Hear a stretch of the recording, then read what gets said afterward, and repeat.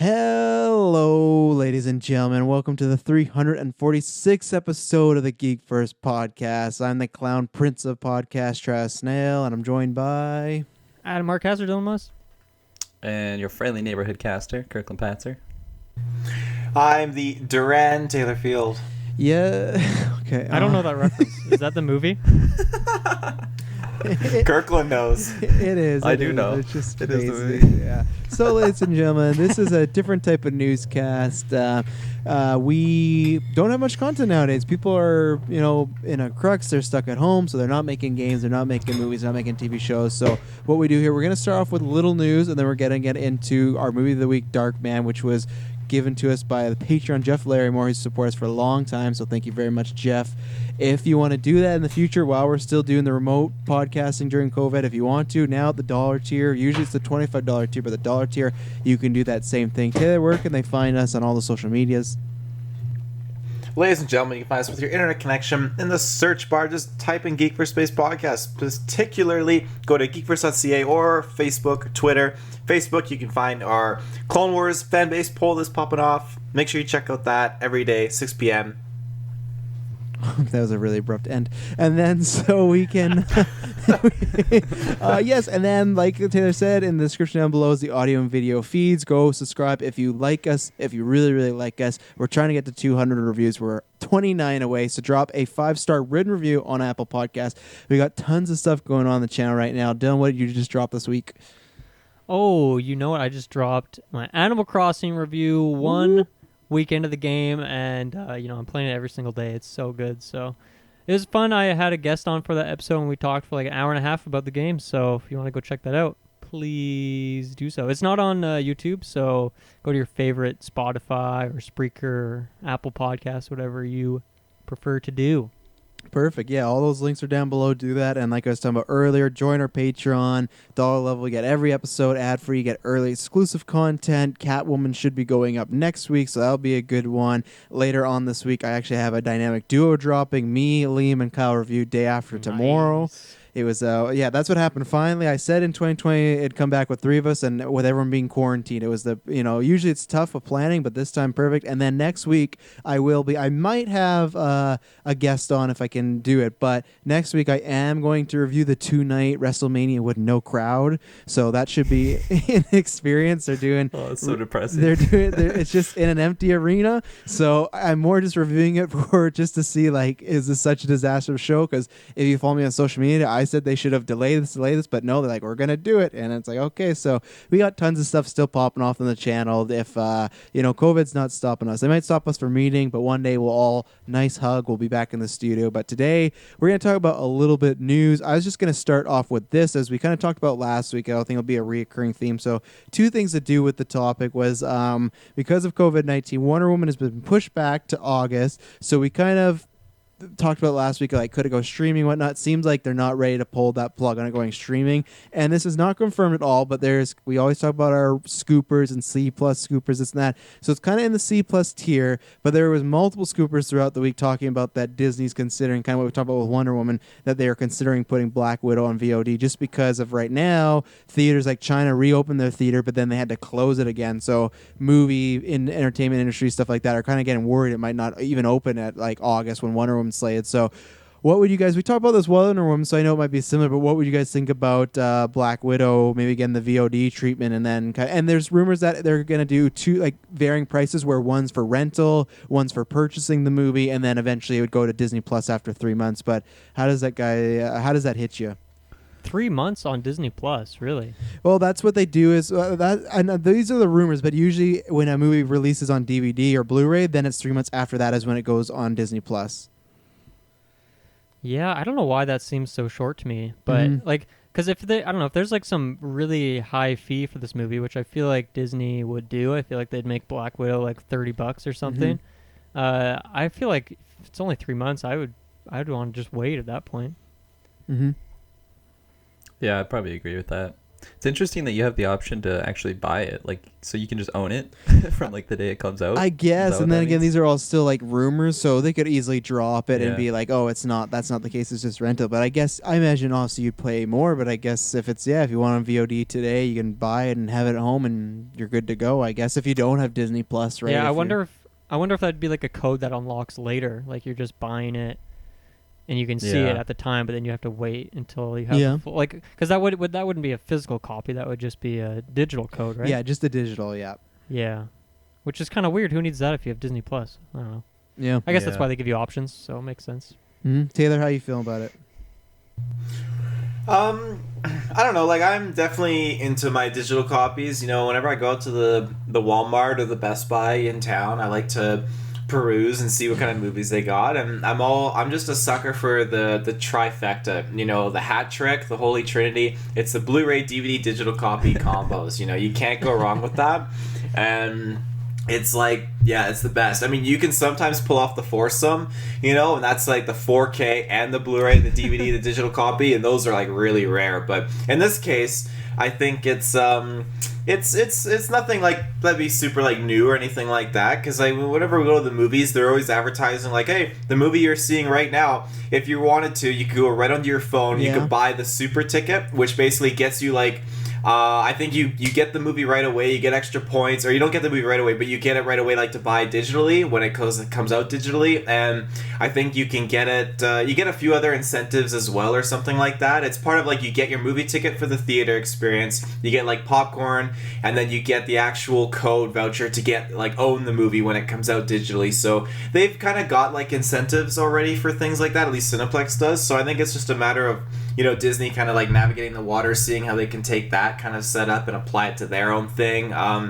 Granted, like, I know you can like wait 3 months and watch it on Disney Plus if that's the case, but you know, in this case, like, I wouldn't buy it. I mean, depending how good it is, there's some Marvel movies I really like and I would want to own right away, but there are some movies where, you know, it's just that case where, oh, it's not always on streaming service or whatever, so, you know, sometimes just the movie you like to own in your collection. But with Disney Plus, it's different because, like, yeah, all these Marvel movies that come out, it will be on there inevitably, so it's just, like, it comes down to personal preference, I guess. Yeah, I think that's a good point. I kind of forgot about the super ticket and whatnot. I'm sure there's places in the States that have the same thing. I'm 99.9% sure. I'm the same. Like, I don't buy much physical media now unless I really like the movie or want to rewatch it. I would wait for it on Disney Plus. But if there's the rental option, if I could only see it by buying, I probably would, just because, one, because the review, and two, I wouldn't wait 3 months because just being on social media, that movie will be spoiled for you after the weekend. So it is Black Widow and it is a prequel, but I still want to see it for the first time, not knowing anything and going into it. So if there's a rent option, even if I wasn't doing the podcast, I would do that. But for the podcast specifically, I would do that. And if there's a buy option, then I'd have to do it. I'd probably buy it and like pawn it off to somebody or something like that eventually. But yeah, I think the only thing that sucks is just it's just so funny that we talked about for years, like, oh, are they ever gonna make a Black Widow movie, and it comes the time where they finally made it. ScarJo's a big star. She's the first movie of Phase 4, and it's like, yeah, of course they made the movie. They had every intention of it coming out, and it's like outside sources interfering with it, but it's just kind of like, it's kind of sucks that this is a movie that lots of people want for a long time. She couldn't get the movie as well because there's certain other people in power that are like, yeah, we don't really want a female superhero movie. It's finally here, about to premiere, and it's like, it might just be released on platforms. It'll still be big, right? It's not their fault, but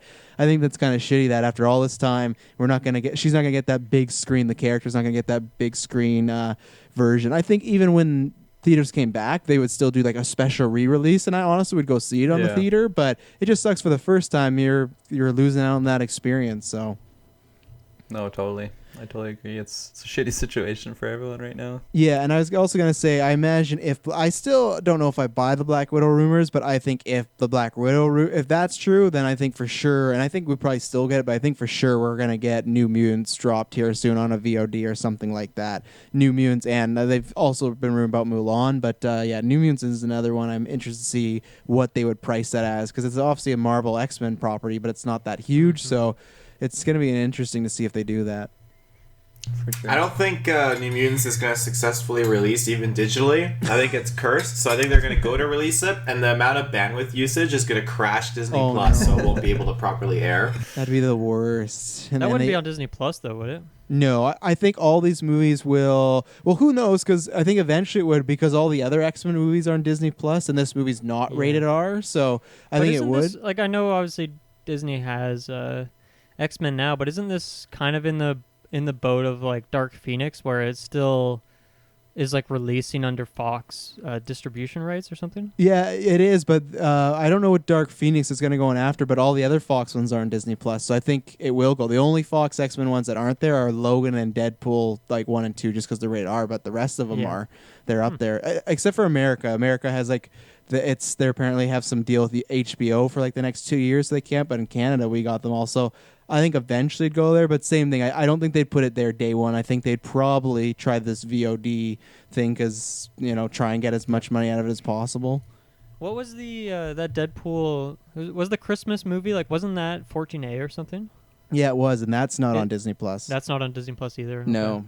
Interesting. Yeah. But so we'll keep updated. We'll see. And hey, if they drop it, there'll be a review on this channel of some sort. If they say, hey, May whatever, it's not coming on theaters, but you can watch it, there'll be a collection of some people. So we'll keep you updated. Dylan, you had some news you want to touch upon?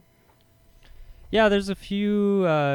Well, actually, one random movie that I also watched last night with my roommate. I don't know if any of you have seen, called Guns Akimbo. Do you guys know what this movie is? Yeah, I do. No, Have never any heard of of you it. seen it? No, I never did. It's a one. No, Taylor, you know it. It's the one where Daniel Radcliffe has guns for hands or something like that. Yeah, that's all you Yeah. need to know about this movie. Daniel Yeah. Radcliffe and Guns for Hands. It's really bad, but honestly, I had a lot of fun watching it just because of like how weird it is, and it's like not that long of a movie either, so it doesn't Mhm. like take too much of your time. And I can't remember. Fuck, what's that?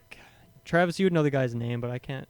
I'm gonna find out the actor's name, but right, he has a small role in it, and he's like absolutely hilarious. He's And like a Samara British Weaving's actor. in that movie too, right? She's the She was really blonde. bad in it. I was like, Taylor, I thought this was your girl. Like, what's going on? She here? is she's gonna be a big star. Sometimes you just have the wrong roles, Yeah, not in this movie. Reese Darby, do you know who that is?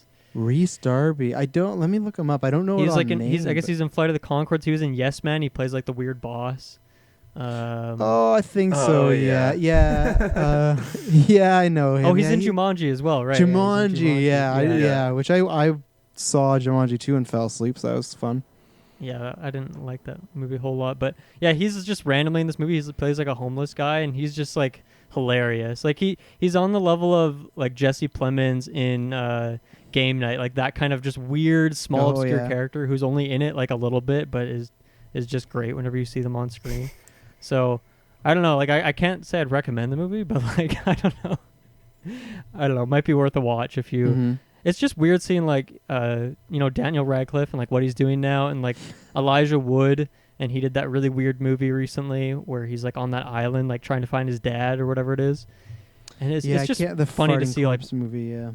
yeah, it's just funny to see like what these guys who are like a big part of our childhood in particular, like what kind of like weird out there movies they're doing now. So Yeah. yeah. And then I don't know. There's a couple gaming things I wanted to say. Did anyone have any like movie stuff or TV stuff that they had on their notes? Negative. No, negative. Nobody. Okay. So yeah, Nintendo just shadow dropped a direct on last Thursday, which is classic Nintendo. They're always doing weird stuff, but people have been like waiting for a direct forever. And everyone was kind of anticipating that, like they were kind of just waiting for Animal Crossing to come out, and then they would release one. So that's kind of what happened. And it was like they called it a mini direct, and it felt like that. Like there wasn't too much in there. Like they announced that a bunch of 2K games are coming to Switch, such as XCOM and Borderlands and BioShock, like those trilogies. So that's pretty cool, I guess. Like I don't know, it's one of those things where like every Nintendo direct, I feel like they announce some older games that like are coming to the system now. So I think it'd be cool if they did like a big pack with all those games. It was like, $60 and you get all of them bundled together. Like that'd be super sweet. Mhm. But Yeah. unfortunately, they're probably going to be like really expensive. So Classic Nintendo. classic Nintendo move. There was some other stuff, but if you guys didn't watch it, I think the only thing I'll mention is that they like just kind of very subtly and randomly drop that the next Smash character is going to be a character from ARMS, which is, if anyone doesn't remember, is kind of like a launch launch window Switch exclusive. It was like this fighting game with characters who have really long spring arms that they shoot at each other. So I thought that was just super strange. That they've really been hyping up all these character announcements, but this one they're kind of just like they were saying, "Hey, ARMS has like a free demo right now, and oh by the way, a character is going to be coming to Smash in June." So I don't know. What do you guys? A few of you have Smash Bros. What do you think of that as being an addition? Yeah, that's. I feel like just for the roster that Smash has already, like to just drop like a random ARMS character, I don't know. I at least feel like there's a lot more like bigger like iconic characters that they could add in front of ARMS. I feel like ARMS isn't like the main game that you think of when you think of the Switch. So it's definitely strange for me, and just I don't know. It's a weird announcement too. Just kind of sweeping under the rug. It seems like they just threw it in like the back of a direct. I haven't seen it myself, so I don't know exactly how they showed it. Yeah, but. no, it does feel a lot like that. Like maybe they figured people wouldn't be super hyped on it, so they're like, let's just get this info out there so people can have it in their memories. That way when we actually show the character, that no one's like disappointed. They had exactly. They had to make a deal like you can't make Smash Ultimate unless you put this ARMS guy in. They kept trying to think like Nintendo forgot about it, but like we haven't forgot. Like you got to add him in there. I guess that's the thing is like they don't. A lot of these DLC characters they have to worry about like getting the rights and making sure they can maintain them and whatnot, and that could be a real problem. But with ARMS, it's a Nintendo first party, so they can just go over to that studio, scoop up the rights, and then Sakurai can start making it. Plus, there's already an ARMS, like I think an assist trophy in the game that you can. That I don't know, he's in there, he just punches people, I guess. So I think it's a good addition in terms of like the play style of that game will fit perfectly into Smash, but it's just one of those things that I'm almost surprised that wasn't in Smash at launch. Like it seems like a weird thing to have in the DLC pack, but yeah. What do you think, Taylor? Because I think you either own ARMS or you've played it and you're a fan. I do not own ARMS, but it is one of those games that I really, really do want to buy. It's on my list, and it's I got a small list of like Nintendo Switch games that I want to get, like Mario Kart and Let's Go Eevee, and ARMS is one of them. I've only played it a bunch with Ruben, and he like the time that we've played it, like he's played it a lot more than I have, obviously, because he owns it. But it's just such a good game. I really, really enjoy how fluid it is, just how fun it is to get thrown into a match, and just like the controls are just very basic, but just very, very, I feel like intuitive and creative. How you can apply these different moves and come up with your own kind of unique fighting style, and I think that it's an awesome game. And I know that like Splatoon has its own like popular following, but for me, I feel like a game that's really just has taken off and just really, really done well on the Switch is definitely ARMS, and I hope that game continues to keep like soaring high, because it's just awesome. And I think that to pick a character for the DLC, it's definitely a weird choice why they would have gone with ARMS for sure. It's definitely a character that should have been there with the base game, but it's at the same time I'm more than happy to have this character in there. I think it's definitely a perfect fit for Smash Bros to have an ARMS boxing character in there. I think there's a lot of cool things that you can mix and match with in the game and Smash with this character, and I'm more than happy with it. So the cool thing is that the game, it's not even a demo, but the whole game is free for like the next 2 weeks with if you have Nintendo Online. So I downloaded it. Taylor, you should download it too, and we can play some online matches. Is it ARMS? Yeah, I'd be down. Yeah, I'd be it's the game. full- ARMS. Oh, okay. The full game if you have Nintendo Online. Yeah, the only two things I was going to add was, one, I do like that they're adding like other Nintendo IP. Yeah, maybe it's a bit weird, but I like that they're adding some other stuff, because we kind of talked about that with DLC. Like, is it going to be a bunch of third-party different IP? And so I like that, and I also like that's like the 10 million like Fire Emblem Nintendo characters, so that's always a plus. And 10 I think. million. Oh yeah, there's so many of them. I've lost count. And then the other thing is that is this counting as one? Because they announced that new DLC pack. Is this counting as one of them? Yeah, this will be the first one of. I believe they said this pack's going to have 6. Okay. Yeah, so this is the first of 6. They did say June, but they also said like they opened the direct with a little message that said, "Hey, every single release date in this direct is tentative and could change because of the situation." So yeah.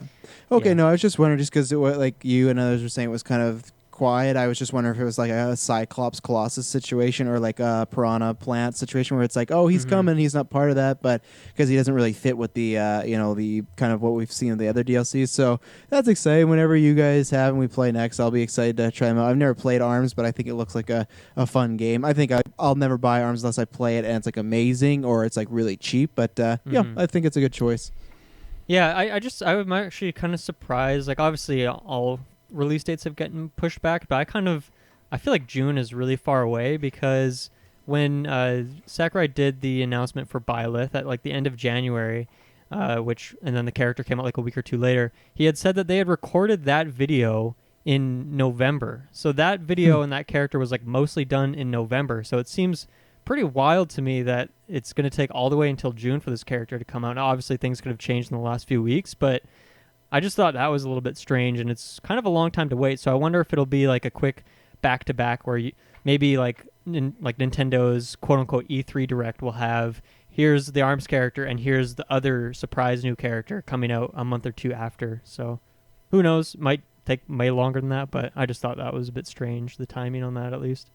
Yeah. Hello, ladies and gentlemen. I hope you're enjoying this episode of the Geekverse podcast. We're going to throw to some ads right now. So if you want to give you a fair minute warning, we don't get to choose the ads that come on here. So sometimes they can be a little bit loud. So I'm going to give you a nice 5-second countdown to turn down those headphones so you don't get a bleeding ear or, you're driving your car and all of a sudden you swerve into traffic. You don't want that. So help us support Geekverse. Listen to these ads. Keep the lights on in here. But you got 5, 4, 3, 2, 1. We'll be back in a second.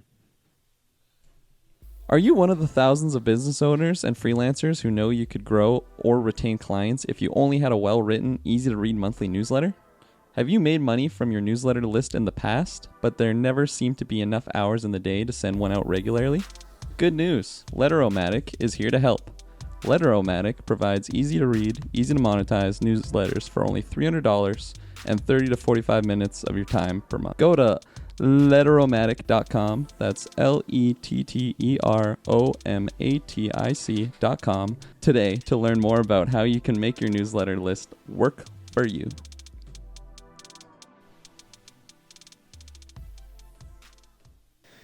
There's other stuff in the Direct, but if you guys haven't seen it, I don't think it's not really worth going into. The last thing I wanted to shout out was another indie game I've been playing that I got last week called Twin Breaker. So Twin Breaker has kind of been on my radar because another podcast that I listen to, I know Travis listens to, called Sacred Symbols. It's a PlayStation podcast, and they've been working on a game with a small indie studio. And so like the guy who hosts that podcast, he is the writer for the game, and then they were working with this other studio, and they made this game that's called Twin Breaker that just came out last week. And it's kind of like it's a brick breaker, which is interesting because that's like, I don't know, never really been a big genre. I think it was bigger more in like the simpler consoles like the NES, SNES and stuff. And I mean, personally, like I've only ever played brick breaker games on like miniclip.com and stuff like that back in the day. But it's cool because they picked that genre and like tried to just modernize it and add as much as they possibly could to it. So there's like boss battles in it, and most brick breakers start with like one paddle on the bottom of the screen that the ball is bouncing off of. This game starts with 2, and then eventually you get paddles like on the side of the screen as well, so it's kind of like Pong. And then eventually you get like 2 paddles on the side and 2 paddles on the bottom, so it gets fucking super hectic, and it's really cool like how they've taken this kind of quote-unquote dead genre and updated it and added a lot to it, and they have tons of modes and stuff, and it's like got an actually really interesting story as to it as well, which you wouldn't really expect for just like a basic kind of arcade game. So definitely check it out. It's on PlayStation 4 and Vita for $10. So I definitely recommend it. Like, it's just so cheap, it's hard not to recommend. It's fun. Like, it's for me, it's like I play it in bursts. So I'll play for like an hour and a half, an hour, something like that, and then I get like a little bit burnt out, and I'll go play something else and come back to it. But yeah, I think it's really interesting, and even just like supporting indie devs, and like it's cool that they kind of partnered with like a podcast and a dev studio partnered up to make a game together. So yeah, I wanted to shout that game out because it's something unique and something different in the marketplace right now. Yeah, no, that's a game I'll be picking up at some point. The genre doesn't interest me too much, but it's more just support them. I'm a big fan of Colin ever since the kind of Funny Days, and him and the other host Dagan too. They wrote it as well together. So, and they plan on writing more games. So, I would say check it out. I'd say check out the podcast too. It's a PlayStation centric one, but I'm a big fan of him, and yeah, I'm just going to get that to pretty much support it. But I didn't this week because, as you can check out the cast, we just reviewed. We did the Marvel Alliance DLC, so I want to try and put some time into that. So the only other thing I was going to show, because I almost forgot about, that's how great the demo was the Predator hunting, whatever the fuck it's called. I don't know. Predator Hunting Grounds. Yeah. Hunting Grounds, yeah. So this game is a game I've been excited for, and I will full on say that I and Emily have played not that much, and that's just not because of time and Marvel Alliance. That was just a lack of interest. So it's the same team that did Friday the 13th. So I was pretty excited for it, but I don't think it's nowhere near. It has some of the love, like when the game kicks in, you got the score. Taylor, you would love to you can unlock all these different Predators and different guns, and like the score is like fantastic. It's right from the movies. And when you get down to the actual map, it has the same vibes like a Predator movie. So when it starts, like, oh, this is feeling good, but it's the same way as Friday the 13th, where you have multiple tasks and multiple ways you can like escape. You can call somebody and get the chopper, which I appreciate. So there's like tons of fun things, but they have these weird things where, so there's 5 people only allowed. As of right now, maybe that's the way it is in the demo. There's 5 people allowed. One of them's the Predator, so there's only 4 on your team. There's another, kind of like the movie, where there's like a other army team against you. There's an army team against you, but it's AI. So it's like, it's really lame AI. It feels like play PS2, like in some sort of army game. Like what's that army game? Soldiers, when you were like the toys and everything like that. Like it's like really lame AI. The Predator, because Taylor told me about this. The Predator so far is really easy to kill because Emily on her very first playthrough killed the Predator. Just as simple as that. And Friday the 13th, it is a task to take off Jason, and it should, because he's fucking Jason Voorhees. He's this tank, but it feels like the developers heard people be like, oh, it's too hard to kill Jason. So like, oh, let's make the Predator really easy. So I hope they adjust all this stuff, but I was somebody, because me and Taylor were talking about in the chat, that Friday the 13th, when that came out, it got pretty mediocre to negative reviews. Lots of people just saying, oh, it was very basic, and even people saying like Dead by Daylight's a lot better, stuff like that. But I loved it because they nailed the lore, the feel, but I also just really liked the game. I still played it. I played it today, actually, a little bit. And it just feels very basic. It feels almost like a model or a demo you would show a developers, be like, this is what we've built so far. If you fund this game, we could make it bigger. And the fact that this is just the trial, like this is the trial. So it's still the trial, but still feels like it's the full game, is a little disappointing. Yeah, so because I mean, the full game is supposed to come out in like sometime in is it like next week or this coming week? I didn't know if it was next week. I thought it was a little later than, but I could be wrong, because I haven't been. I thought it was. Oh, well, I guess we are coming to April. I feel like it's maybe like mid-April, but you could be 100% right. I'm not gonna vouch for it, because who knows? God might be watching. April 24th, so about a month from now. Yeah, exactly. So yeah, I think it did the exact opposite. And Taylor, you can speak upon this, because Taylor, doesn't care about the game. But he's texting me all the time. 1 a.m. he texts me like, you see this update and everything like that. So, but no, I've not followed much of the reaction. I just knew what Taylor told me. But after I played it, it just felt very basic and very disappointing. Especially because of Friday the 13th, that game got kind of taken away from them. They can still do minor updates, but they can't put in all the DLC because there's a lawsuit with Friday the 13th and Jason, nothing to do with them. So I was really stoked when they announced this was coming, and right now I need to be sold a lot more, or it needs a big turnaround. But yeah, I was pretty disappointed. Taylor, did you have anything to add on that? You've seen some reaction, or no, you don't care? My observations just from what I've seen from people is just that it's mostly negative, and granted, like, it's just, I definitely, like, I know, like, the customizing features in it look very, very cool, and just it has, like, those music cues and those moments where it feels very Predator-like, which I think that's definitely kudos to them. I think that's awesome detail, but again, when I was watching just the overall gameplay of the Predator, it seemed like you jump in, you shoot your plasma caster a few shots, and then you're just jumping through the trees, running around most of the time. And it didn't feel like this was an immersive enough Predator experience. It didn't capture that actual vibe and feel. Like my go-to is just like the 2010 Aliens vs Predator game, where you're literally playing first-person Predator experience, and you're going through the trees, and you have your arsenal of weapons that you go through, and it feels so immersive and much more engaging. And I was hoping that they would do that with this game, but watching the gameplay, I didn't see like it was really doing that. And granted, I need to play the game for myself to actually have more of a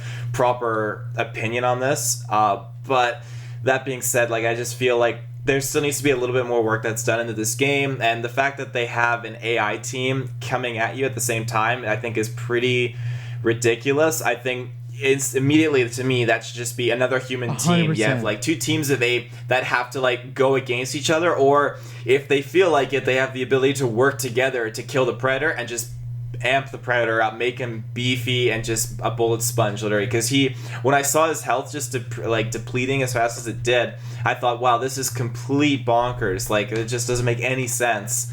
But I just think that if you have another team of actual players in the game, it changes the dynamic in so many ways to work together, fight each other, take the win, kill the predator yourself, or kill as a whole one big team. Like, it's just super cool.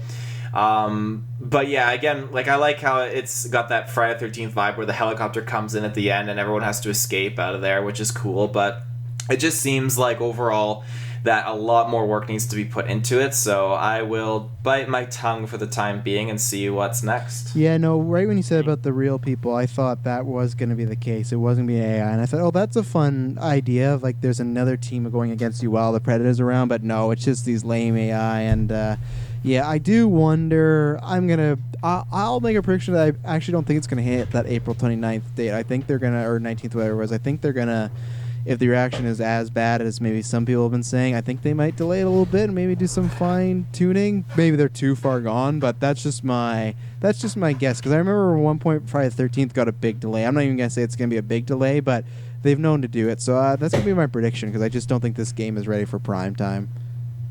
Yeah, that's too bad. Yeah. That's too bad. Anything else before we get into the Patreon pick segment? We get to Jeff Larry Moore's movie.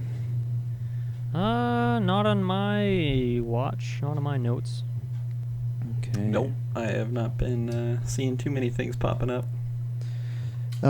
Hello, ladies and gentlemen. I hope you're enjoying this episode of the Geek First Podcast. We're going to throw to some ads right now. So if you want to give you a fair minute warning, we don't get to choose the ads that come on here. So sometimes they can be a little bit loud. So I'm going to give you a nice 5-second countdown to turn down those headphones so you don't get a bleeding ear, or you're driving your car and all of a sudden you swerve into traffic. You don't want that. So help us support Geek First. Listen to these ads. Keep the lights on in here. But you got 5, 4, 3, 2, 1. We'll be back in a second. All right. So, yes, as I talked about at the beginning of this show, we are taking suggestions from Patreon to fill the content of the show. Because, like, as you saw, there's a few topics here and there, but nothing too big, no big reviews. So, we... oh, God, I'm looking at the poster right now. We are reviewing Darkman 1990. Shout out to Jeff who picked this movie. Like I said, right now at any tier on Patreon, you can select one movie for us to do for the time being. And hey, if this goes on for a while, you guys might be selecting 2 movies. So we're going to have lots of fun. We'll probably announce next week's movie at some point. It all based on depending on movies and whatnot. But so this is a movie directed by Sam Raimi, who's directed Evil Dead series. He directed the Tobey Maguire series. He directed Oz the Great and Powerful. Yeah, Spider-Man Tobey Maguire series. He directed that. Came out in 1990. It stars Liam Neeson and Frances McDormand. A brilliant scientist, Left 4 Dead, returns to exact revenge on the people who burned him alive. So, I don't know where to start. So, Kirklin, start us off. Did you know anything about Darkman? What was your first impressions getting into it? And then what was, not your final thoughts, but after you had sat down with the movie? Because you've been watching a lot of older movies lately. The past month you had to watch Howard the Duck. You had to watch Catwoman, which don't spoil how you feel about that because the Patreon episode is not out yet. But so give us your mini experience here with Darkman. Yeah, so I had never heard of it before. When I saw the movie poster, I thought it was like a comic book movie or something. I don't know. It just seems very like Watchmen type, like feels just with that type of character. Mm-hmm. Like the name sounds like a vigilante superhero or something. So yeah, I had no idea it was Liam Neeson in it. I had no idea Sam Raimi was the director. Did he write it as well? I think it said story by him. It was him and 4 other writers as well. Oh, okay. Yeah. So he definitely wrote it. That's one of my trivia note. There were 12 drafts of this script. Oh, man. So there was quite a bit of tinkering going on with this film. Yeah, so I started watching it this morning, and I got about like 2.5 minutes in, and then I had to turn it off because I was like, I gotta watch this with someone. This is too good to like watch alone. I gotta experience this with someone else. So I turned it off, went and grabbed my dad, and we watched it together. And man, it was an enjoyable time, honestly. There were so many moments that I was just laughing like out loud. It was like borderline like joke type movie. I don't know what I would compare it to, but yeah, I'm trying to think of an example, but I can't think of anything, because there's definitely like serious moments, but there's times that it's just so over the top cheesy that I don't know if it's intentional. I don't know if it's just from like the 1990s. It's just, there's some really like funny editing that goes on, as well as just some like, I don't know, like weird place one-liners in like a near like serious situation. But I don't know. It's just it's a fun time overall. I would definitely watch it again. Definitely not alone though. I'd sit down with some friends that had never seen it before, and we'd watch it. It's definitely more enjoyable than the last few movies we've watched on Patreon, like Howard the Duck and or Catwoman. I won't spoil my feelings on those two, but I definitely enjoyed it more than those ones. Taylor, how did you feel about this? Because I said to you, thanks, this is a mini spoiler for Mortal Kombat. You said after you watched it, like, man, where was this movie been my whole life? I did tell you that I thought you were going to love this movie. I thought this was a Taylor Field movie. So was I right in this assumption? Well, I don't know if it's like, God, I don't know. Like, it's definitely a Taylor Field movie, but I mean, at the same time, is it like my new favorite movie of all time? No.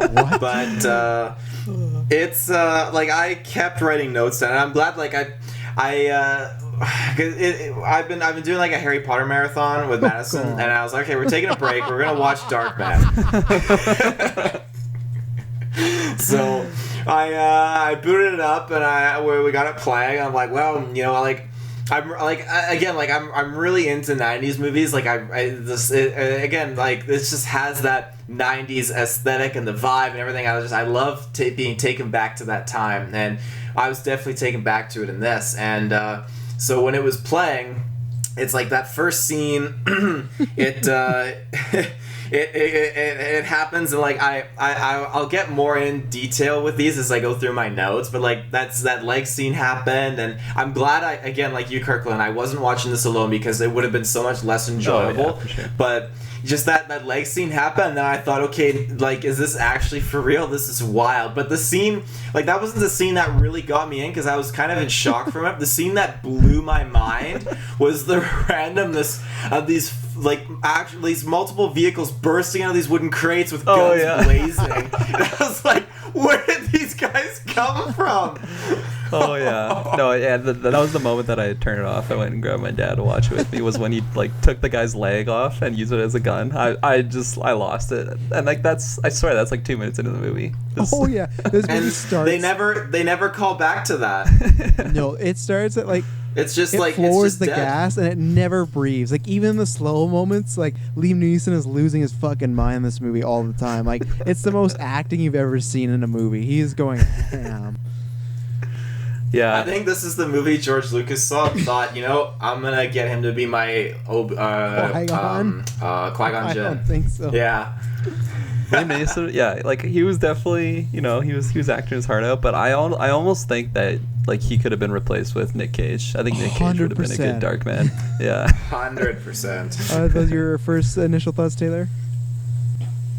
I kept imagining this as Nick Cage. Like, I had to keep telling myself, like, no, this is actually Liam Neeson, which again is like on point of being like one of my top like favorite actors too, because he's just in everything. But like, this is just like next level, and like some of the like scenes of him when it would like again, and this is another thing from my notes, like when he's at the carnival with this girl, and like he gets like angry. He's like, you know, you're a circus freak or whatever. Oh my god, freak, I and like lost he it. loses it, and like the transition to like the close-ups between him and the carny and back and forth is just so brutal, and like just like the explosions happening behind him. It's like, what is going on right now? Oh yeah, I love that when it shows Liam Neeson, and then it shows the other guy, or I think it shows the other guy, and then it shows Liam Neeson, and then it shows like the girl with him, and she's like screaming as well. Oh my god, I was like crying laughing. Like it was top notch. You want this I think I wrote down the actual line too, because he's like, You want this fucking elephant? You want the fucking elephant? yeah, because he's like, no, what did I write? No callback to. Oh yeah, they didn't call. Oh, no. Yeah, I want a pink elephant for my girlfriend. He says. He gets it. He's like, take the elephant. Take the fucking elephant. And then when he realizes what's going on, he's like, I'm sorry. And he takes the elephant from her, and he's just running through the city with the elephant covering his face.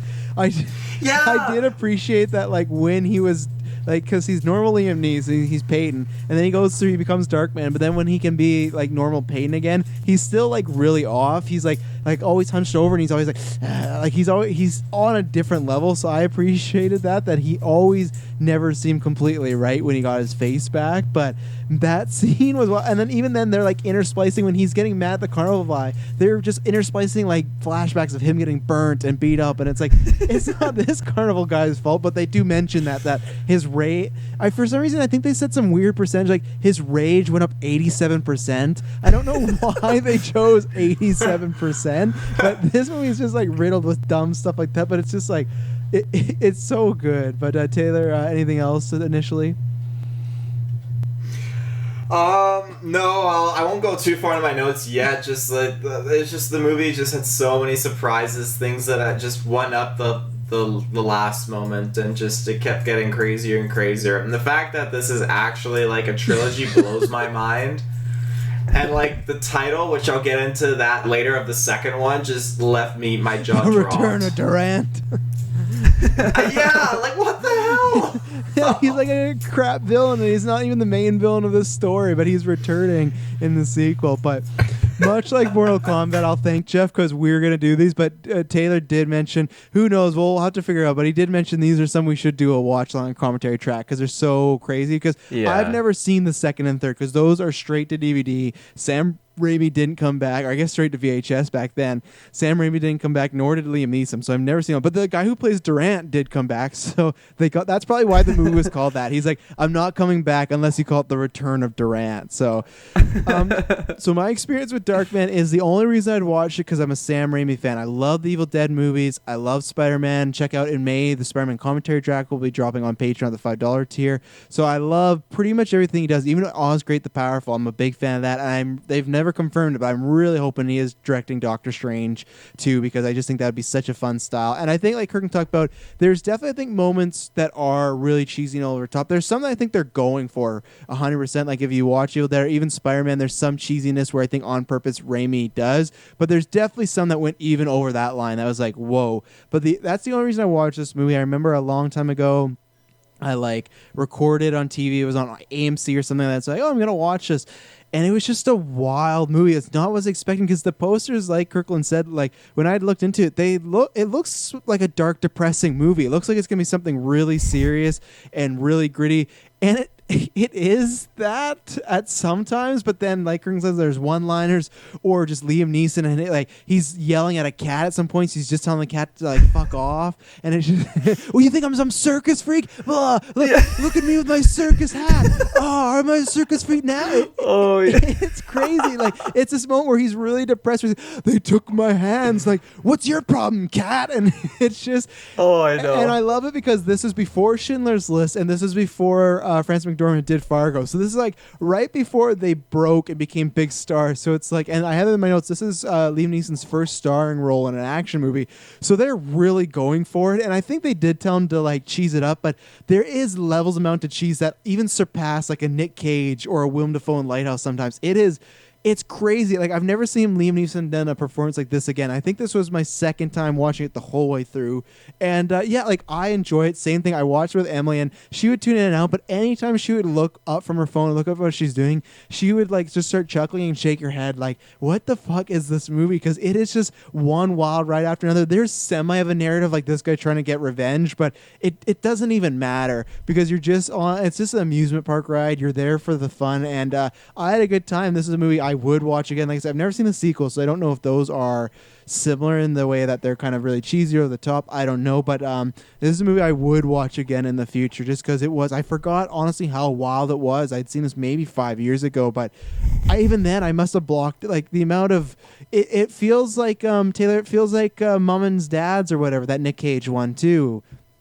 Like when Nick Cage starts to get sick, that acting, but it's Liam Neeson, so it's weird. It's like you're squinting, and it's like, is that actually Liam Neeson? And it's like they tricked him into the role, but it's before he was a massive star, right? So it's crazy. Yeah, he seems pretty young in it. Oh yeah, and I want to say, like, usually you save trivia for the end, but I just wanted to set up one of the reasons why this movie happened was where was it? Unable to secure the rights to The Shadow, which is like another superhero kind of off-brand comic book, or Batman. Raimi decided to create his own superhero and struck a deal with Universal Studios and made this his first Hollywood studio film.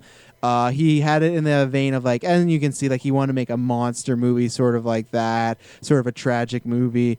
And he tried again to make a Shadow film, but it didn't happen. So then the producer of the original Batman came in and they made this movie. And so it's kind of he couldn't make Batman or the Shadow, so I'm going to make my own superhero movie, and I'm going to make it kind of monster, very traumatic. And he definitely did that. But so that was the inspiration from this. And they did do some Marvel like comics and stuff like that after. Nothing that really picked up, but this movie has a massive cult following as well. So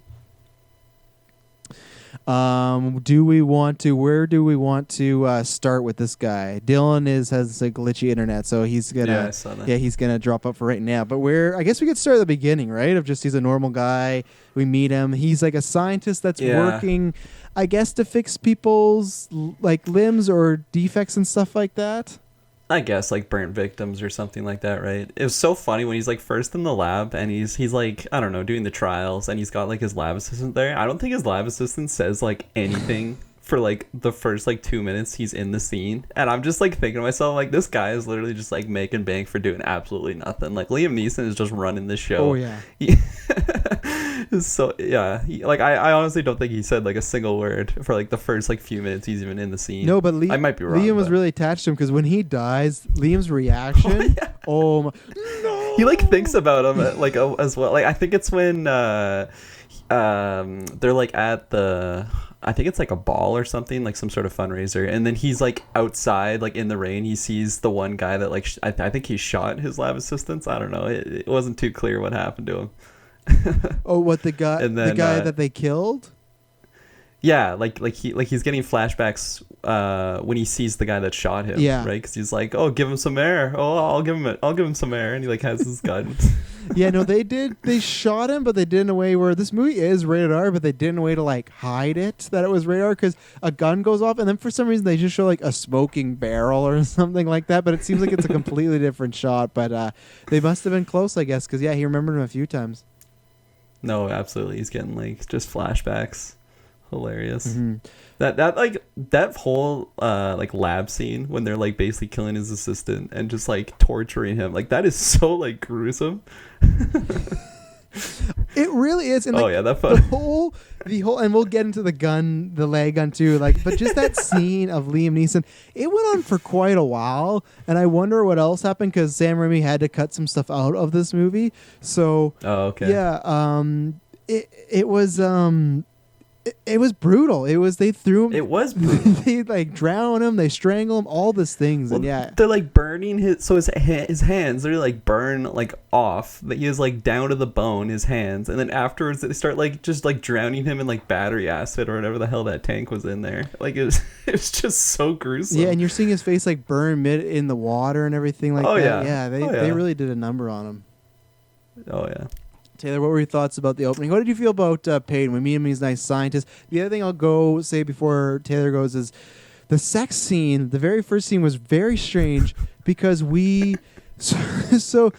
get there. He's a scientist, blah, blah, blah. And then, like we said at the beginning of the movie, we see there's crime going on. So they're going to obviously meet up. And then we go to his apartment, and he's like, his girlfriend's working on paper, and they're watching a movie, but it's very quick. It jumps. There were maybe with them like 10, 15 seconds, and then she's like, "I got a surprise for you," and she takes off her shirt and she says, "Ta-da!"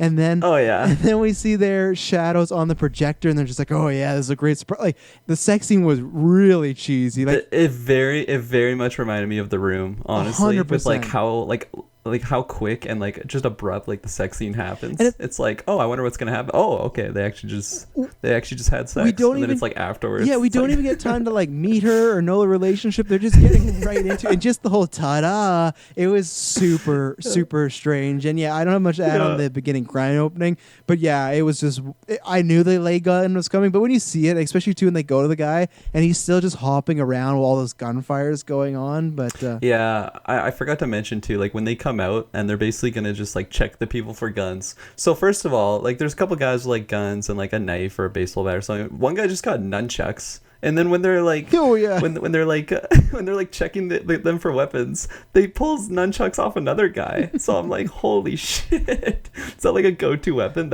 And like that was the first moment where I was like, okay, this movie is something else. And then when they go in, I forget the main guy. It's like Mr. Black or something. He does like the pun on like breaking it off with his ex-wife or whatever that had like the wooden leg, and everyone just laughs. And I'm like, okay, this is just a cheesy movie. Like this, like they're going for that cheesy humor. Clearly, it's just so ridiculous. Taylor, any thoughts on the opening of we talked about, the kind of battle there. We talked about Peyton and his introducing girl. We also mentioned that he proposed in a weird way. He proposed, and she kind of chases her down the street. And like the response, can you give me an answer, please? I want you to marry me. Like it feels like it's the first time Liam Neeson is working on his American accent. Like I'm sure it's not, but that's what it feels like. And then I just love that her response is like, I gotta think about it. And it's not even emotional. It's just like, I gotta think about it, just like anything else. Like, do you want to get a dog or something like that? No, it's like, you want to marry me? Nah, maybe. We'll see. And then obviously she decides to marry him, but that's when the explosion happens. So, Taylor, what do you think about their introduction to some of these characters and the themes and the plot we would embark on this movie?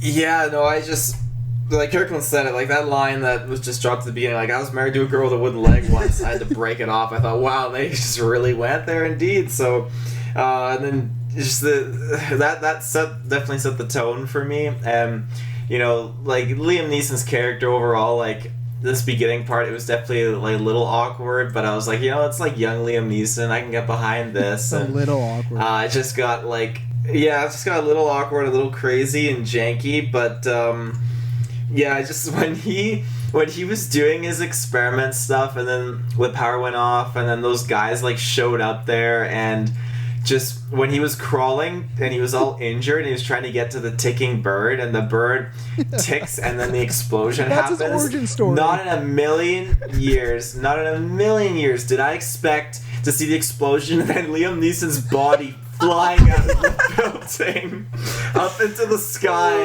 right at the screen. It was freaking hilarious. Oh yeah, I totally forgot about that. Yeah, I put the and like just how that segues too into like the him being rescued, like this random nurse saying like, we just like happens like 3 times a week we find like a no name like him or whatever, and he's like, but we cut one of his nerves so he can't feel a thing, and just stabs him with this like stake or whatever. Like this poor Liam Neeson. Jesus. Yeah, I had that in my notes, the flying body, because it's like the scene to me is still cheesy when they're beating him up, but it still feels like they're trying to be a little dramatic. And the fact that she walks out there, she's like, maybe I will marry him, or whatever her line is. She's decided she's gonna marry him. There's an explosion. It's all dramatic. She's crying, and then like you said, all we see is oh, and he's flying through the air like Buzz Lightyear, and he falls in the water. And then we get this terrible transition of we have her, she's standing, and there's a green screen behind her of like the background, and they do that transition where they fade. She has a scarf, and then all of a sudden the green screen turns to a gravesite. Oh my goodness, that was some of the worst. And I will say this is a movie that had a low budget, so I understand. And it's definitely dated. It's a 90s movie. It's the first year. It was 1990. But the effects are... The CGI is awful. Like it's god awful. It's good because the movie is kind of having fun with trying to almost be bad. So you're kind of like, oh, this kind of works with it. Like Kirklin said, like The Room. But oh man, it is awful. And that scene right there where they for no reason, why did it? Because the thing is, I thought, okay, for some reason they couldn't afford to get on a graveyard, so they're gonna have her on the street. Yeah, they're gonna show the graveyard, but it's just gonna be from her front, and then they're gonna cut to a new scene. No, when they show her there, and then they cut to the next scene, and they're at a graveyard. So I wonder if like that was it. Either maybe they lost some footage, or they just really thought this is a fun idea. Let's do just a full-on transition of her standing there being sad, and then they add the scarf. It was so over the top, and it was just like I gasped when I saw it because I couldn't believe what I was seeing. No, I 100% had the exact same thought because I'm like, oh man, they have like just low budget, so they're just gonna use a green screen for the for the graveyard, and then literally like it just like pans to like two other dudes like looking at her. They're at a graveyard, so like I don't know why they had to do that shot. Maybe just for like the fun transition that was terrible on its own. But then it goes to like the grave keeper, whatever you would call him, and then they're just like joking around about like, oh, you're done already. It's like, oh, I just had to just like bury an ear. That's all it was. That didn't take too long. I'm like, she's right over there, just grieving. For some reason, she's the only person at this guy's funeral. Yeah, no like, did he just not have? Yeah, no family, no friends. I guess his one friend was dead, so it didn't matter. He had nobody. Yeah. Yeah, and then just on like the topic of bad like green screens or whatever, the other one that was just so, I mean, there were a few that was terrible, but the other one that was probably worse than the graveyard was when he's like swinging underneath the helicopter. Oh my god, it was like fuzzy. You almost like couldn't even see him.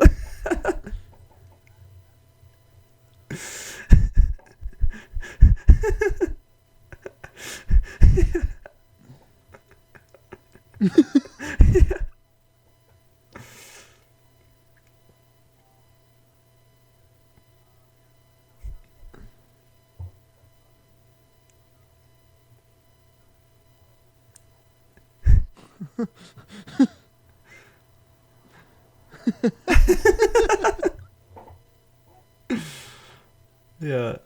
I loved Liam Neeson's like Darkman voice too. Yeah. He did like it's just like a deeper tone, I guess it was. Like that was the only difference. The two other bad CG ones I'd show is one, you guys probably don't remember this, but Durant, when he's meeting with like the full on big bad, like the business guy, they go into his office near the end of this movie and they're standing by these windows, and the windows have like these cranes, and like when they walked further away it looked a bit better, but when they're up close it looked like we could do better, right? And we can't because technology, but it literally looks like us in our podcast studio with a green like sheet, and we're trying. It looks so bad. And the other time when you talk about swinging, yes, on the helicopter, and the other time is when, of course, like I get it, you want to go big, but when you have such a low budget, I don't think a finale on the roof construction is the best idea, because there's so many times where he is swinging from like to like Tarzan kick a guy, and it's just green screen. And there's one shot where he's like sitting with these gargoyles, and it's clearly a plastic set with a huge like green screen behind him. Like it just would it rarely like meshed with the rest of the movie. Every time green screen was happening, your CGI, you could feel it. And that's why I gotta give props. The makeup, which I have here, I'll get down. I think it was I think Liam Neeson, I'll find it out, but the makeup when he's Darkman and he takes the thing off, it looks great. All the practical stuff in this movie looked fantastic, but the CGI, not a good thing. Yeah, here's my trivia note on this. Liam Neeson worked 18-hour days in 10-piece makeup, but he liked the challenge and the idea of working behind the mask on camera, as well as exploring possibilities of this character. Neeson had input on the costume he wore as Darkman, especially the cloak. Good for him. The hardest part was speaking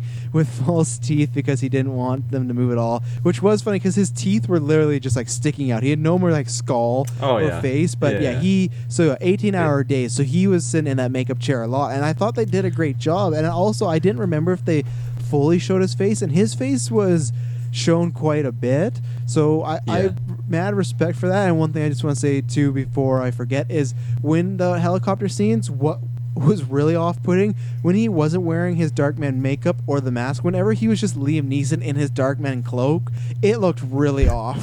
it did not look cool at all. He just looked like a British detective or something. So those are some of my notes on the CGI and the Darkman and whatnot. So yeah, I was gonna say I agree. Like the practical effects look really good, except for whatever reason, I didn't like the teeth. Yeah, they looked fake. Every time he talked, his teeth just like, I don't know, it looked really off for me. Yeah, no, I But, agree. but, What did yeah. we actually think about? So the Darkman character. Obviously, he's a John Doe. He breaks out. Good for him that when he breaks out, like the first time, the love interest is right there. He runs up to her. There's no, I know, yeah. there's no waiting. It's literally just like, there you are, and he can't speak, so he can't say anything She to her. like sneaks up on her, like Jesus. I would have shit my pants if that happened. Yeah, bandage hands, messed up face, and yeah, obviously he's like really. He's really gone, and he's like really outside of his brain and everything like that. So he's going crazy. He's very much like a Phantom of the Opera, kind of like Frankenstein, like monster. Yeah. And even then, I'll say like Taylor talked about this, and this movie feels like two movies put together. One, it feels like Batman '89, the Keaton ones, but then also the Spider-Man, and it does feel like this is kind of like a trial run for him because the score is similar. But for me, Taylor talked about the score is like dead on the Batman movies. But in this movie, Darkman, he pretty much becomes Doc Ock in Spider-Man 2, where he finds a warehouse, he's working on a machine, and he's like, "This is home. I'm gonna get better," and everything like that. The only difference is he's the good guy in this. But what did you guys think about the transition into Darkman? Yeah, I thought it was weird because it was definitely like comical for me, like just seeing like the stuff that like he would just grab his gear from his lab. Like, sorry, let me restart that. When he gets back to his lab and he just quickly says like, "What happened here?" It's like, dude, you literally were there when it happened. Like, I just thought that was hilarious. Manages to get all of his high-tech gear that's just still working, goes to this random factory, just plugs in like a random power cord, like everything's just got power, like whatever, hand wave that. He gets his lab like hooked up. So all this time goes where he's setting up his lab and he's actually like working on making these what, like fake skin. I guess that's what he does. He like just makes like new faces, and he's working away. His hand just like catches on fire, and then all of a sudden he just gets like this mental break.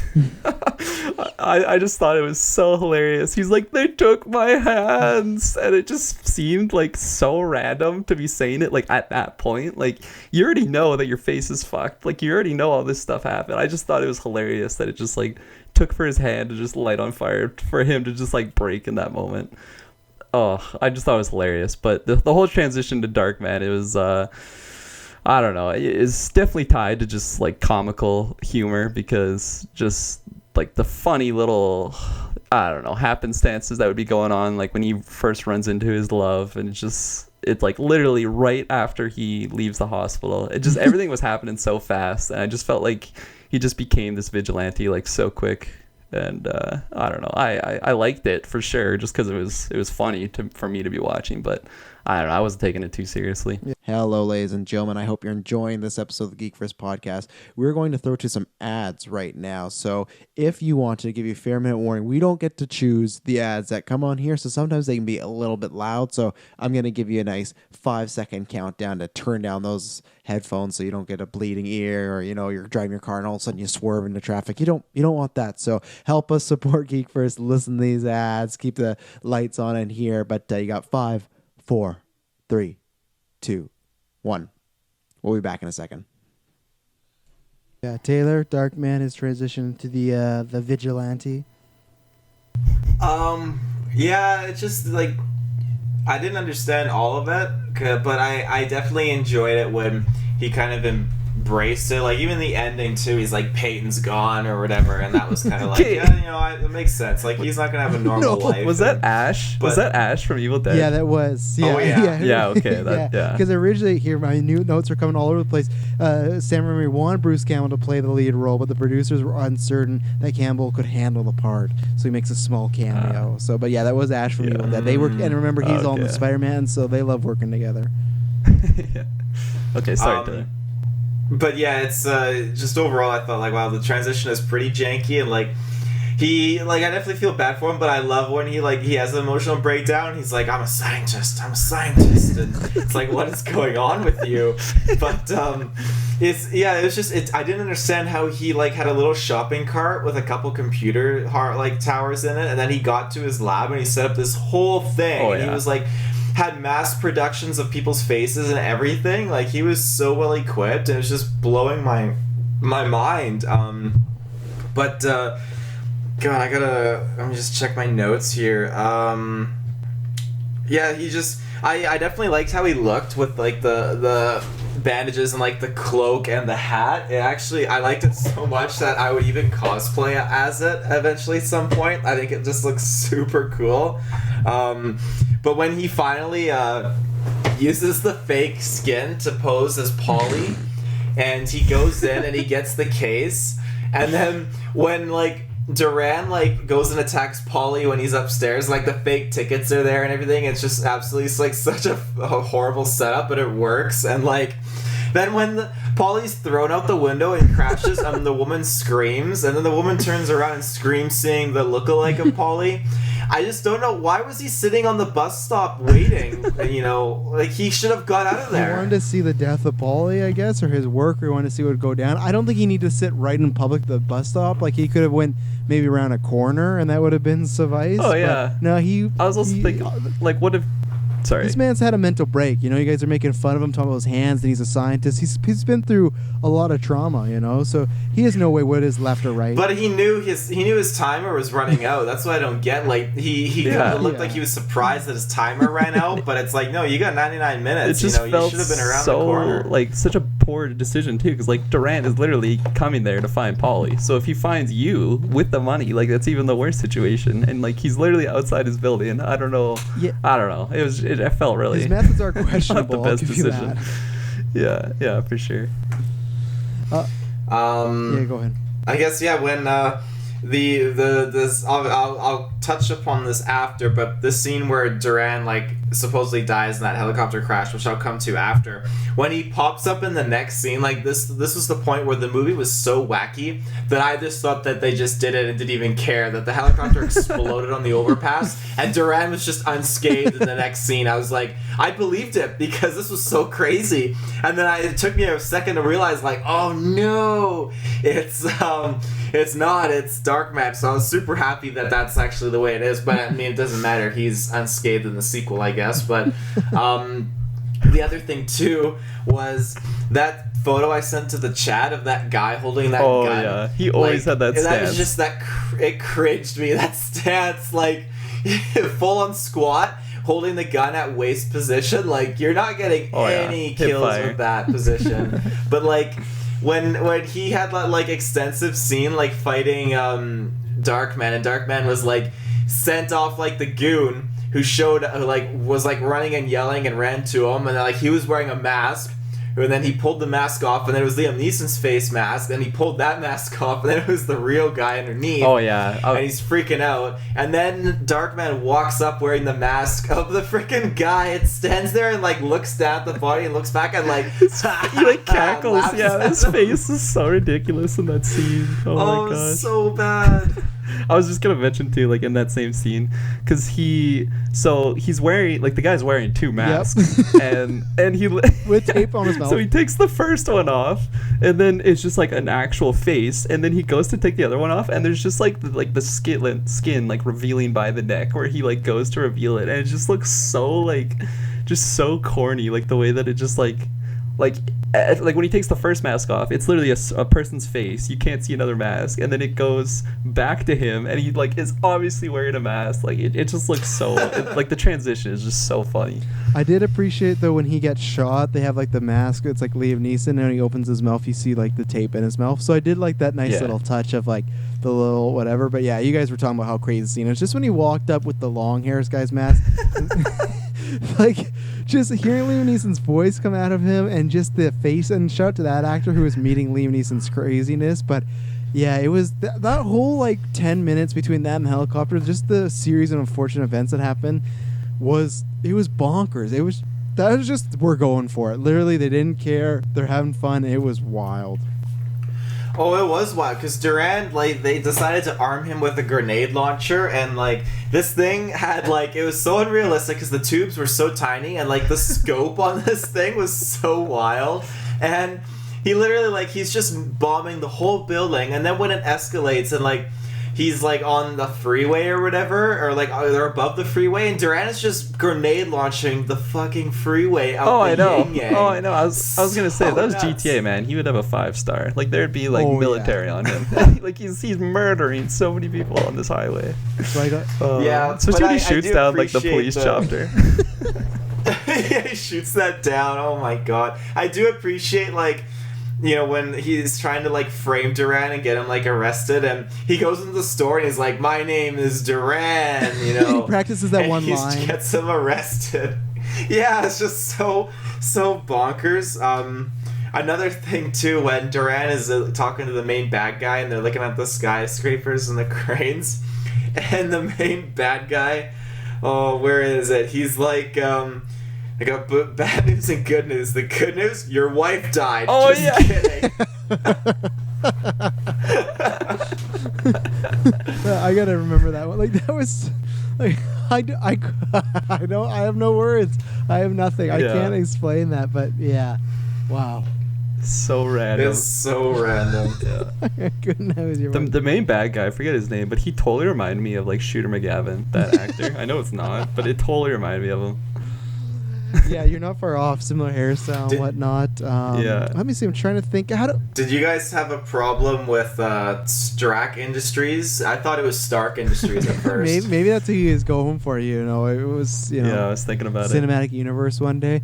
I want I to. found it hilarious when they go up on like the construction building at the end, and like this guy is just like a parkour lord. Oh, He like is telling, he's like telling them about like how he used to work like up here, and he's just like not scared of it, and he's just like jumping across like these whatever the hell they're called, the pillars. I just thought it was hilarious of a place to like take, I don't know, just to like do your final duel. I was definitely getting like Spider-Man 3 vibes though, especially since it's Sam Raimi. Oh yeah, that's what I mean. These were the trial runs to all these movies. Yeah, you know, this totally was the trial practice, runs. and then, but somehow that's the scary thing. Like I get it, and I don't get it, because at some point in the 2000s they had to watch Darkman and they'd be like, yeah, this is the guy that's gonna direct Spider-Man. Like, and I'm glad that happened, because he's a talented director, and you can make the case of like, oh, he has a real vision, and he does. But I'm just surprised a studio looked at this and trusted somebody like this with Spider-Man. You know, I bet you the only reason is just because it's like, not the only reason, he has like a career and everything like that, but I bet one of the biggest reasons was studios back then, because they were pretty like black and white, was just like, well, he's directed like a superhero movie before, so he could do Spider-Man. So I have a feeling it could have been that, because I'll have to look and see what else he did, but this is a wild movie, and to put him in charge of Spider-Man was definitely risky. It paid off, but to me it was like on its surface a little risky. If you watch this movie, like, what if Spider-Man would have been this, you know? Oh man. I think there only would have been one. Spider-Man 3, we kind of got that right. Yeah. We kind of have some moments Yeah. of that, so Sam Raimi was going crazy. The Darkman in him was coming out. we're trying to look. There's two other things I want to Yeah. shout out. So when he's at the circus and he starts like losing it, like he's gonna tell his girl like his secret, and then it cuts to this freak freak this show, guy yeah. saying like, "You want to see the freak show?" And then this weird like focus on this like freak Wolfman scene that didn't make any real sense, but I guess it was to show like, oh, he's a freak and he doesn't want to reveal the truth. But it was just so weird. To me, they made it look like sounds weird and it's dirty, but they made it sound like that was an ex of his and he had like fucked the lizard man, and he was like, oh no, like he's here, like I can't do anything with my love interest. But that's what they were going for, the, oh, this is, I'm a freak, he's a freak. That guy though was the makeup effects artist. That was a cameo, just so you know. So that was the guy that did the makeup for this movie. But yeah, it was, to me, there was like some weird sexual stuff going on in there. So it was a weird scene. The other scene that I thought was absolutely hilarious was when Liam Neeson he caught that one guy, captured him, and I didn't understand it at first because it was like they were underground, I guess, and it was honing in on the manhole cover, and like I'm like, okay, they must be underneath the road below there. And then the next scene when he gets mad, he sticks the head up there, and it's like transitioning between the dummy and the actor, and the cars are swerving around him, and it's like, oh my god, this is horrible. Terrible way to go. That's also Ted Raimi, Sam Raimi's brother. Remember we talked about in the Spider-Man commentary track that he's always having his brother like cameo and things. But yeah, that set up, like he gets him in the sewer, and then the guy's just like, I told you everything I know, and he's just like, I know you did. But I get it, he's just gonna kill him anyways. But that, and again, Ted Raimi, he's going ham. He's giving 110% because he is screaming his lungs off. He's acting like no, like he just, please no, and then that car just took him right out, and he was gone. So yeah. Another one of those like deaths though, similar to like the lab assistant, where you don't actually see it. It's like it is rated R, but like they don't show the actual like gruesome murder. Yeah, it's surprised. Like that's what I mean. Like it's almost weird. Sometimes it felt like it was a rated R movie that they wanted to chop down to PG-13, but then there's other times where it is really gruesome, and the movie ended up being rated R. So I'm not sure. Maybe it's just a show don't tell, or it's a budgetary thing, right? Of like we don't have enough budget to show this guy get reamed out by this car or any effects. So let's pull that back. We already wasted all on the funeral graveyard CGI. We can't use any more budget. I wanted to talk about those cranes. I want to talk. Watch out for those cranes too. I want to talk about it because there's not too much, I don't think, but we just haven't talked about her. Frances McDormand's character is the love interest. Like we said already, we don't get to meet much of them because we meet them and then ta-da happens. But what do we feel? She ends up dating like the ultra bad guy for a little bit. What do we feel about her character? And also we talked about the circus scene, but just kind of some of those things. Yeah, I don't know. I would say she's fairly forgettable. Like nothing too crazy happens with her character. Like the funniest moment for me was definitely at the carnival when he like snaps that guy's fingers, and then it just like shows him and he's screaming, and then it shows to her and she's screaming, and like the lighting effect on it is just like the funniest thing ever. What else? There's another thing that happened with her. I think it's like when she finds out. Fuck yeah, I should have wrote it down. I don't remember what it was. It was something to do with like, yeah, I'm not even gonna try. Should have wrote it down. Write down your notes, kids, so you'll forget it. Yeah. Other than that, she's fairly forgettable. Yeah, they gave her that before you go. Before you go, Taylor. They gave her that like little arc, which I appreciated because at first when he breaks that guy's finger, which she's warranted to freak out, she did still like chase after him and checked out what was wrong. So she did really love him, and you know she was fighting with him, and she said you should have told her earlier. And then like Taylor already alluded at the end when like Peyton's no longer here, but you know it was like she was with him to the very end, and she was pulling like a Deadpool. You know she didn't care about the way he looked. Yeah, it was unfortunate, but she loved him, so I appreciated that. And I think the actress Frances McDormand, she's a great actress. I think she did fine. It's not a bad role or anything. It's just a classic kind of 90s damsel in distress where she is just like, you know, she's either captured or she's just trying to be with her guy. And I thought it was fine. Nothing like terrible, but it was probably my lowest point of the movie. Again, not bad, but just because it was the least interesting. And they, other than some of the ta-da stuff, there was some few cheesy moments, but that was probably the least cheesiest and out there the movie was. So even though Liam Neeson the first time he's back, like, and I liked it because he's being weird,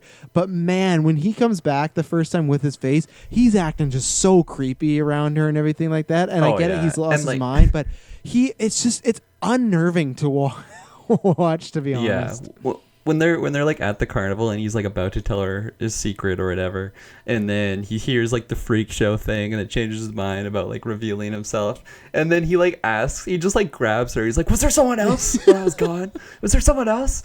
And then she basically says like, oh, someone was like comforting me, blah blah blah. And then she's like, oh, was that it? And like they're just like, it's like like just their like body language and like the way they're talking in that scene is just so strange. And totally like what you said though, like when he first comes back, when he's Liam Neeson, like with the Liam Neeson skin, he's just acting so strange. And I don't know, it was just I definitely enjoyed it, but it was something else. Yeah, that comforting scene, like when she said like, oh, he's just comforting me, I took it as like, okay, he was just like a shoulder to cry on. But then later when he's like, yeah, I learned all of her intimate tastes, you know, I comforted her sexually, and it's like, whoa, but this is a transition. One, I do think that, yeah, when she said comfort me, yeah, they were definitely fucking. But we have seen that before with villains, right? They do lie. So do you think he was telling the truth? Do we think they got it on or what? I think he was getting under his skin. I wouldn't. Yeah, probably getting under his skin moment. Yeah, I agree. I do want to point out like his reveal, like when he pops back in, like that first scene when you see him back. Choosing to come back to her and make his appearance at the graveyard was a horrible choice. 100%. That's so funny. I didn't even think about that, but yeah, you're at the graveyard of his grave, and you look like, imagine that. We all have significant others. They pass away. It's been a few months. You're visiting her gravesite, and you look over, and she's standing right there. You're not gonna have a good reaction. You're gonna think you're either crazy or you're seeing a fucking ghost. And I do love that. for like he gives an explanation of like, oh, these doctors and John Doe, they didn't want me to see you, but it was still so loosey goosey, which that's the movie. But to me, it was an explanation, but nowhere good enough to just be like, okay, that's fine, we'll just try and go on like normal. But she does for a while until he starts breaking dudes' fingers and running away with elephants and everything like that. And even then, in that scene, the last thing she sees of him is his face just starts to bubble at the carnival, and it's just like. You'd be scared out of your mind if all of a sudden your dead, almost fiance came back. He's very angry and like his face is bubbling. Not a good scenario. No, definitely. Let's see. I think I got most of my major. I have some like other notes, and I, of course, got some other trivia. But I think I got some other notes, but nothing major. I think we touched upon the finale. He ends up being like, he's never gonna live a normal life, so he's gonna be Darkman full time, and she's really sad about it. So he's like, saved the city, but he saved the city, but not because he's trying to be a hero, just because it's for his own selfish needs, which is fine. But it's just kind of like an accidental thing. He gets thrown into this crime ring and everything like that. The other thing I'd say is just there's so many times where he's just like listening to calls, and the dialogue he would have to himself or just laughing at himself. Very disturbing character. Very disturbing. No, 100%. I'm gonna get him. Like with his Darkman voice. Oh yeah, his Darkman voice. But you guys have anything major to shout out? I really liked how he like was like changing his voices and stuff. Like when he went to go and see like he had to pose as Durant, and he like went to go see that guy in like Chinatown, and it was just like everyone was like staring at him, was like, what's he gonna do? And then he like said that like great line and sat down and like had a cigar. And then when he came out, and that whole scene where he was like, the other Durant had finally got there, and he was like, kill him, he's the wrong guy, no, he's the wrong guy. Like I love scenes like that. This is just so kooky, and like he totally like wanted. I think he was gonna get out of there, but his face starts to melt, so he like smacks the henchman on the head, and then he runs off. Then the henchman goes to the real Durant, is like, I'm sorry, boss. And then Durant smacks him on the head again. Oh yeah, that was like some Three Stooges stuff. Oh, it really was. Yeah, like the who's Durant? I'm Durant. Yeah. When they're running like, through the thing, get him. No, you get it. Oh boy. Just going back to like the Chinatown scene I just thought it was so strange because he's doing like the bold play, he like cuts his cigar really small. He's like, you're gonna give me my money after this amount of thing, and then all of a sudden he just starts burning his hand, and like in whatever way that like intimidates the Chinese guy to be like, okay, you win. Like I don't want to see you hurt yourself anymore. Like I just thought that was so strange, and like if I was in the shoes of the Chinese guy, I'd be like, okay, like fucking burn your hand. How is that affecting me? Like yeah, I don't know. I just thought it was so strange. 100%. Yeah. Yeah, there's some good scenes in there. Taylor, you got anything else? I don't think so. I mean, the only other thing is just that scene again where he's running with the pink elephant. It was like a prolonged scene again where he runs across like two separate catwalks, and he's just like, and she's watching him as he runs. Like with this pink elephant, he's just with the pink elephant. It means so much to him. He's not dropping that thing. Oh yeah. Do you guys think? Because I've never seen the sequel. Do you think that pink elephant's somewhere in the sequel, like in the lab or something? 100%. Yeah, I hope so. I would be super disappointed if it wasn't, because that's like the touchstone, right? Like that's like because you could always remember. I'm not gonna read much of the. Well, maybe I'll read just the plot line of the sequel just before we end this cast, because I'm curious. But I just want to know, is she in the sequel, and if they like recast her as well, or did they use it to be like to write? From what I'm aware of, because I kind of caved, I went and read them, and it's not. No, the second one has a wild plot. It's actually pretty crazy. I expect nothing less. Yeah, I didn't think so too. Just because like they wrote her off in a way, so it's like okay, they don't have to do this again. But what else there? And like I guess he would have had the only other. Oh, sorry, go ahead. I was just going to say, I guess he would have had to, like, go and move his whole lab, Because, like, she knows where his lab is. And, like, I feel like it would take a while for him to move all that shit that's in there. Yeah, I'll spoil that. The sequel, like, from the plot, he does. Like, he gets a new and improved lab. Okay, there you go. But the other thing I thought was, like, just a little weird was when she finds out the bad guy is, like, really the bad guy, and because of the coffee stain, like, paper just conveniently on the desk, and, he's like, oh, you found the memorandum, and she's like, goes off, and then she says this line like, well, if you're not gonna kill me, I got things I have to do, and then she walks off. It's like, well, this is so anticlimactic. He gets the door for her and everything. Yeah, she just got out of there. Yeah, this Goes to show you don't know what you'll get if you don't ask. yeah, the sequel. Wow, Larry Duke, who plays Durant, gets top billing in the movie. So there you go. That's a big thing. And I'm trying to see. So Taylor, you'd like this, and even Kirklin, you would, because you're a big Brendan Fraser Mummy fan. The guy who plays the Mummy, it plays Darkman in the second and third one. Oh, nice. That's pretty good. Yeah, the sequel. Dude, we definitely gotta watch that one. Oh day. yeah, Darkman and Durant return, and they hate each other just as much as the other. This time, Durant has plans to take over the city's drug trade using high-tech weaponry. Darkman must step in and try and stop Durant once and for all. Oh boy! And then the third one is called Darkman Die. Oh boy. Darkman returns from stealing from the bat and using cash to continue his work for synthetic skin. But Dr. Bridget Thorne double-crosses him, implanting a device in his brain, and lets Rooker control him and gain from his research. Who the fuck are all these people? You don't do that in a synopsis. Like, you don't just drop character name. Yeah, one day we'll probably cover those, so thanks, Jeff. Yeah, I got a few little notes here, I think. Yeah, I talked about the brother cameo. This happens many times, but especially that top scene where there's the shootout in the warehouse and everything. The harsh zoom-ins on the conversation, like when they go back and forth, they would just get closer and closer actors. And oh man, it was just like zoom in as much as you can. It was some crazy like 90s stuff going on. And talking about this being a trial Spider-Man, they have credits that are like Spider-Man where it's like music's playing over top them and they're showing the names, but they're just these terrible smoke credits where like there's no effects at all. And it's like, once again, this is the trial run because the Spider-Man credits we all love, but this was just like, it was just lame to watch. It was just so funny comparing. Yeah, I talked about the green screen, Liam Neeson flying and the explosion. Yeah, that's... and then there's one point near the end where... So Liam Neeson as Darkman, he's on the helicopter just during the helicopter chase during the CGI. He falls down and the copter's like just flying away and he's a bomb. He crashes into a building and he's like, "Excuse me," and he kicks off. He kicks off and goes back into action. But that's just another case where there's this big, huge action set piece going on, and then they just drop like a one-liner that's supposed to be funny or something like that, and yeah, it was wild. Yeah, there's another one that happened like that. I think he like crashes into a vehicle or something. Like same thing, like when he's below the helicopter and he says something like that, and I just remember shaking my head, like rolling my eyes, same sort of thing. Yeah. You guys ready for some trivia? Yeah. Always. Okay, so Bill Paxton, I'm not sure if you guys know who that is, but he's an actor. He's passed away now, unfortunately. But Bill Paxton was also cast as Pete Lake. According to Paxton, he told his friend Liam Neeson about the audition. When Neeson got the role, Paxton was so angry he did not speak to Neeson for months.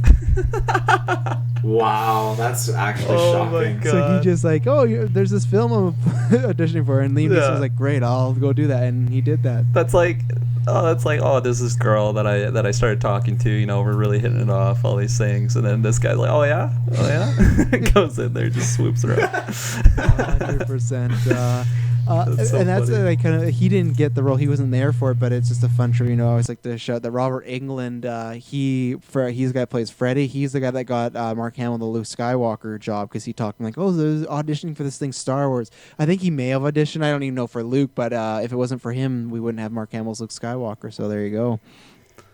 Crazy. For the role of Darkman, Sam Raimi wanted someone who could play a monster with a soul of a man, someone who could do all the beneath under the makeup. He also liked Liam Neeson's Gary Cooper charisma, different actor.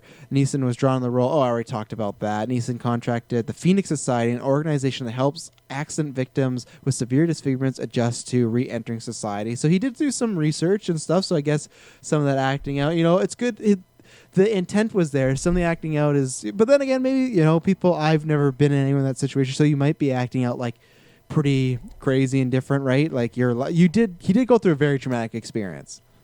Oh, for sure. You'll never look the same, never be I the think it same was just the person. acting of it was hard for sometimes me to believe that was very traumatic. I'm a scientist. I'm a scientist. I'm a scientist. I'm a They scientist. took him.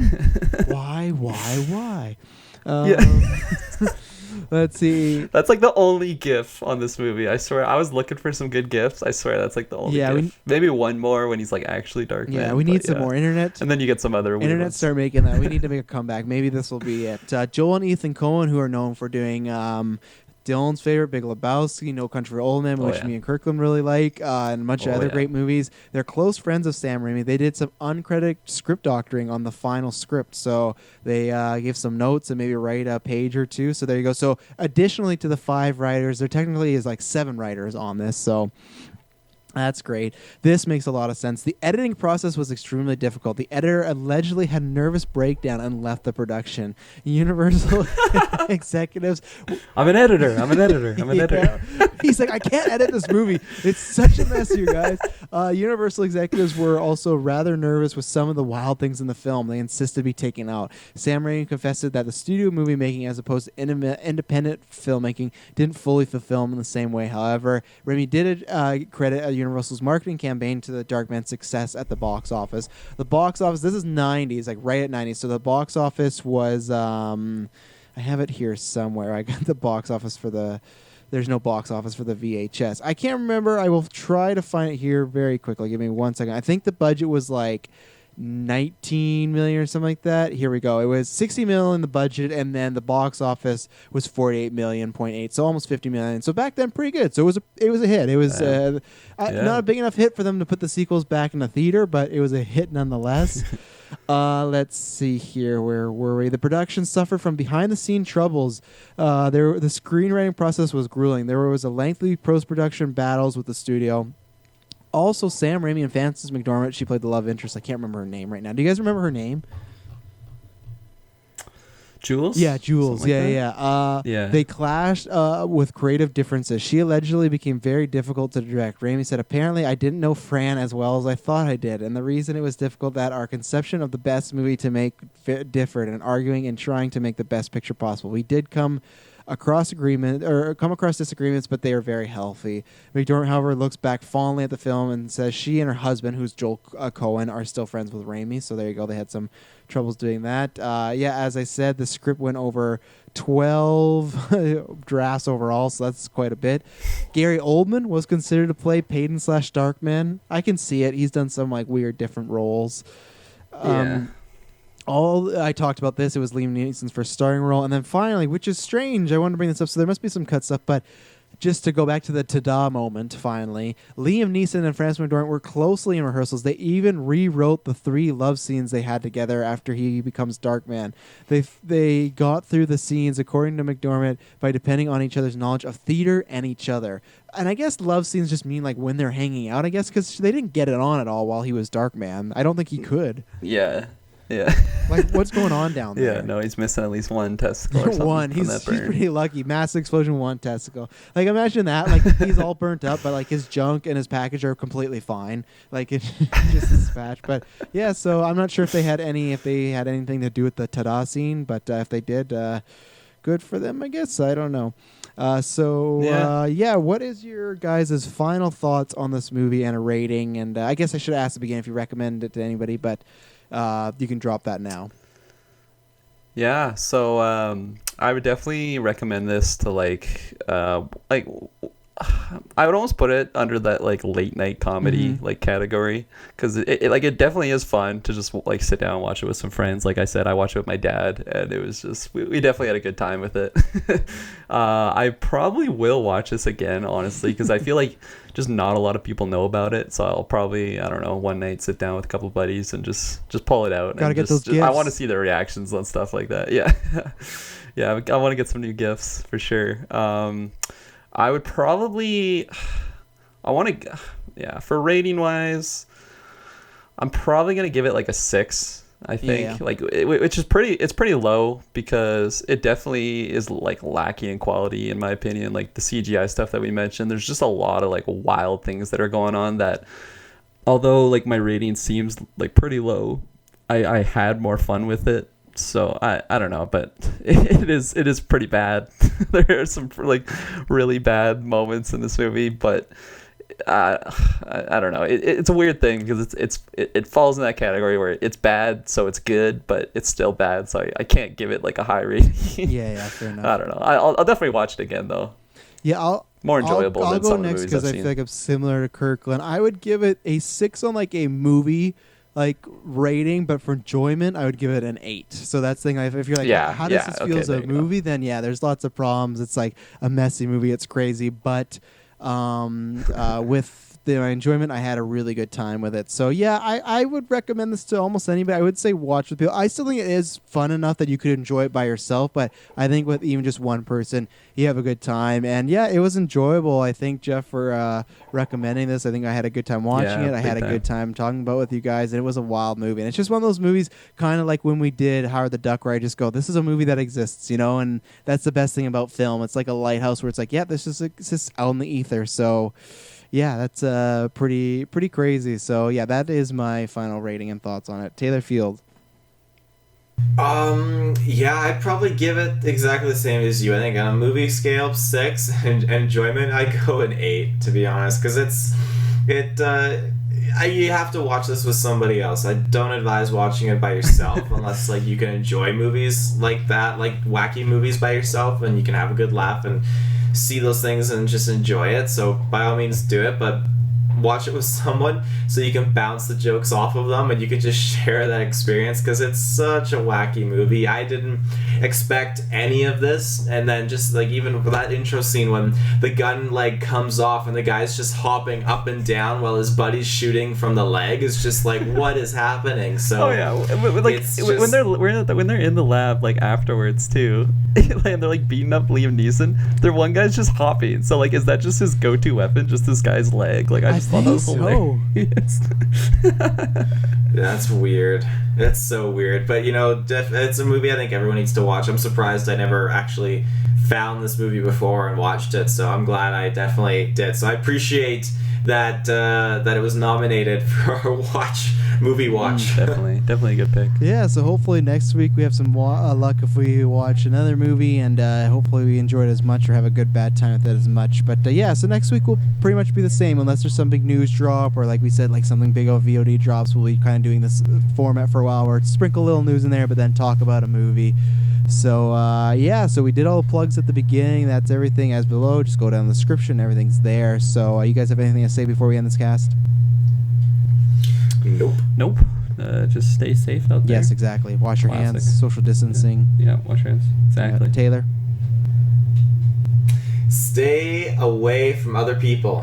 There And you that's go. why we're doing this. So, ladies and gentlemen, thank you very much for tuning in. When you hear from us next time, it'll not be boring. Bye-bye. Bye-bye. Boom. All right. So, yeah.